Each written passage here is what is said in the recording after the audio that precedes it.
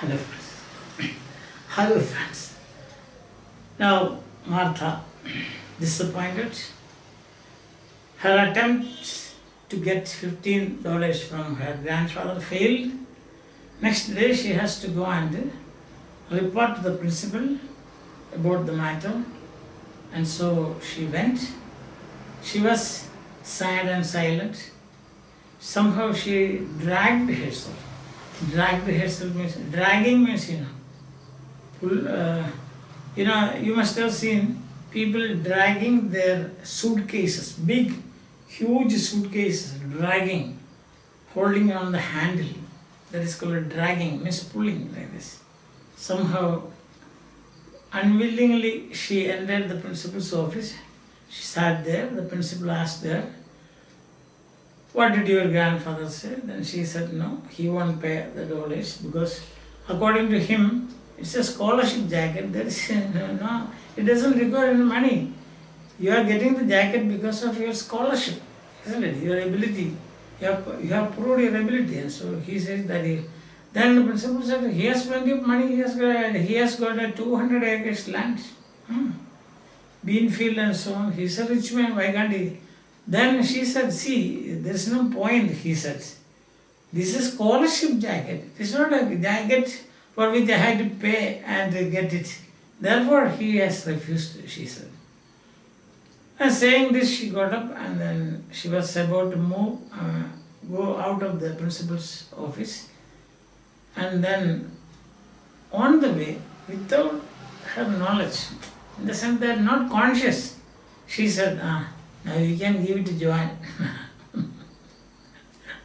Understand that? You can give it to Joanne. Then the principal said, "Please wait." There is a description of the principal also. The principal is gaunt, is lean, tall, big man. Yes. Understand? Now the words here you can see, sad and withdrawn, sad and silent. Sad and silent, withdrawn. When you are withdrawn, you don't like to talk to anybody. That is withdrawn means. See, when I heard that I failed, I was sad and withdrawn. Dragged.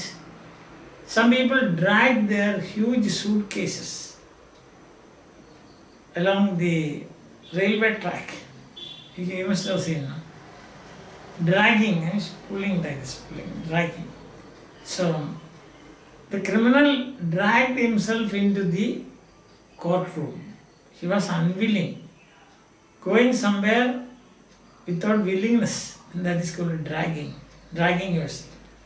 Mutter means to speak something without other people hearing it. Mutter. Gaunt means lean, very lean. Ranch means a large farm, ranch. See, I remember when I was young, my grandfather had a ranch. Some about, we can say 20 acres of land. That's all. That was, at that time it was a comparatively large farm, as a ranch. But actually this is used in USA, ranch. So that means not 200, 2,000 acres, a ranch. Not one or two, 2,000 acres of lands, one man holding, yes. Gone, we have already slipped out. Slip out means what? Something you says, words slipped out of your mouth. Means you actually did not want to say, but it just went out. When the principal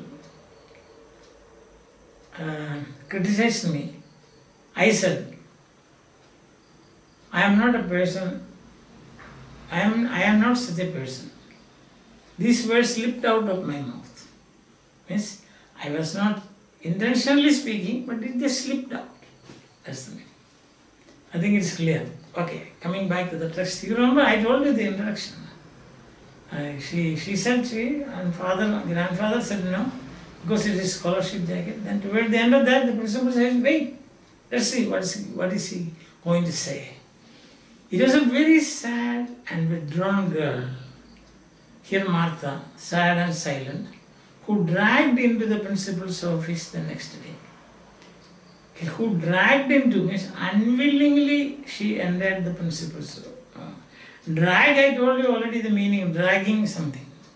Dragging a huge suitcase along the railway track or along the platform.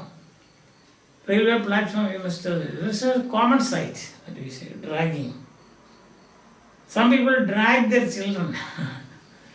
Children who are unwilling to go to school, they will drag like this, holding their. Now here, dragging oneself means unwillingly going, because she knows everything is lost. This time he did look me in the eyes. Last time he did not. That is the comparison. Last time she did not look, because he himself was a bit worried. What did your grandfather say? I sat very straight in my chair. He said, then what did he say? He said to tell you he won't pay the $15. The answer is this. He said to tell you he won't pay, he will not pay the $15. The principal muttered something, whisper. Speak in a very low voice. The principal muttered something. The principal might have said like that. I couldn't understand. Under his breath, he walked over to the window. So he got up, saying something, he whispered something. Under his breath, that means while he was breathing. And then window. He stood looking at something outside. He looked bigger than usual when he stood up. He was a tall, gone means lean man with grey hair. And I watched the back of his head while I waited for him to speak. So he got up, tall outside. She could see the back of her head, his head. Why? He finally asked. Your grandfather has the money. Why can't he pay? Yes, but he is a rich man. He owns a 200-acre ranch. 200 acres of farmland he owns. He is a landlord. Why can't he pay? I looked at him, forcing my eyes to stay dry. Tears slowly started dripping.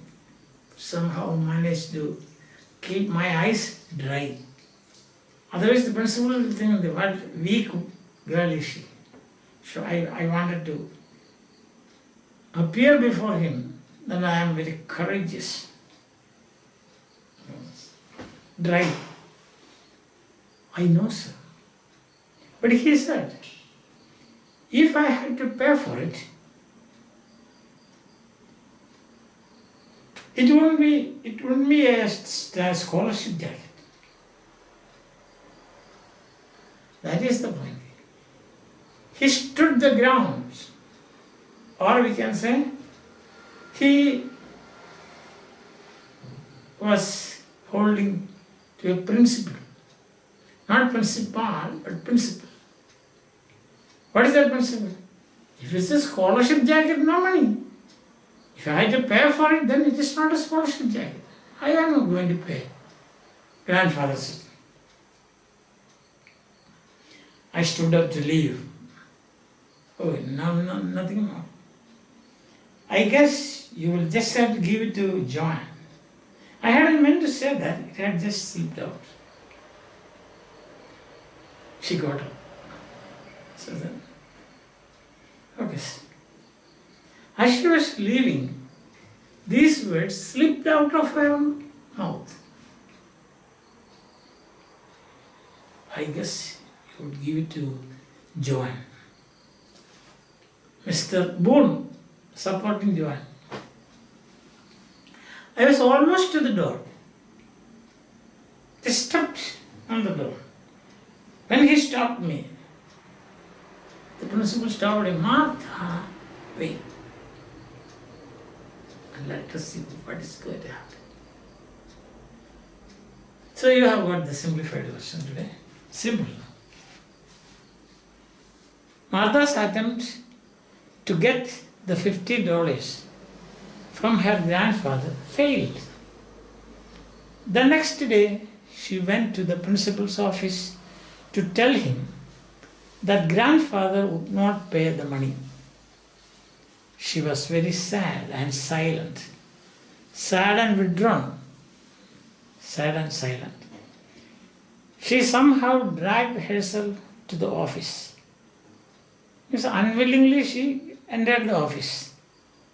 The principal looked her in the eyes.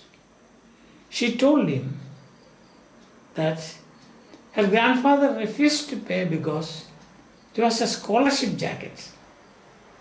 He said something to himself. Who? The principal said something to himself. He muttered something under his breath. That is simple English. He said something to himself. He stood up and looked outside. She was about to leave. At that time, it happened that without her conscious knowledge, she said that they could give the jacket to Joan. The words slipped out of her mouth. As she reached the door, the principal asked her to wait.